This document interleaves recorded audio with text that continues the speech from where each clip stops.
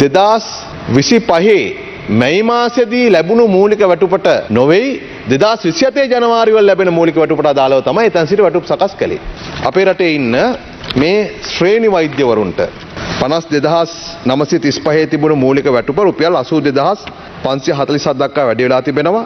ඒ වගේම ඊතුරු දීමනා සියල්ලමත් එක්ක මේ එකතුව ගත්තට පස්සේ 273520ක වැටුපක් ලැබුවා නම් තමන්ගේ ටේක් හෝම් සැලරි එක 272572 දක්වා වැඩි වෙලා තිබෙනවා. ග්‍රේඩ් 2 මෙඩිකල් ඔෆිසර් කෙනෙක් රුපියල් 255525ක් ගත්තා නම් අපි එන කලින් ඒ වෛද්‍යවරයාගේ ටේක් හෝම් සැලරි එක රුපියල් 3,913 දක්වා වැඩි වෙනවා.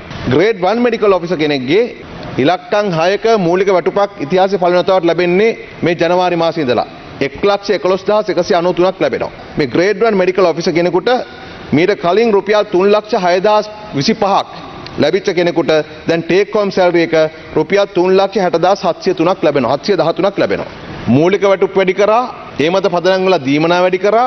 එපමණක් නෙවෙයි අපිට ටැක්ස් එක රුපියල් ලක්ෂයට රුපියල් 1,50,000 දක්වා සීමා වැඩි කිරීම ඇතුළත් මේ ශ්‍රේණි වෛද්‍යවරුන්ට ඒ පහසුකම් ලැබිලා තියෙනවා. ඒකිනුත් අමතර ආර්ථික වාසියක් ලැබෙනවා.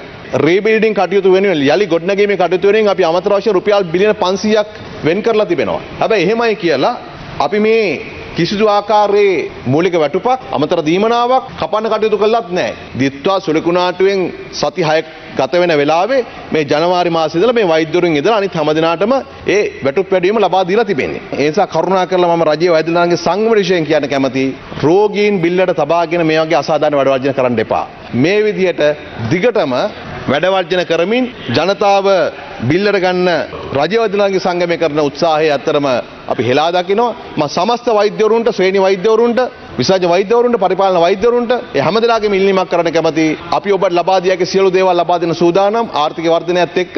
එසා කරුණාකරලා රෝගී ජීවිත බිල්ලට අරගෙන කරන වැඩ වර්ජන නතර කරන්න කියන ඉල්ලීම මම මේ වෙලාවේ කරන්න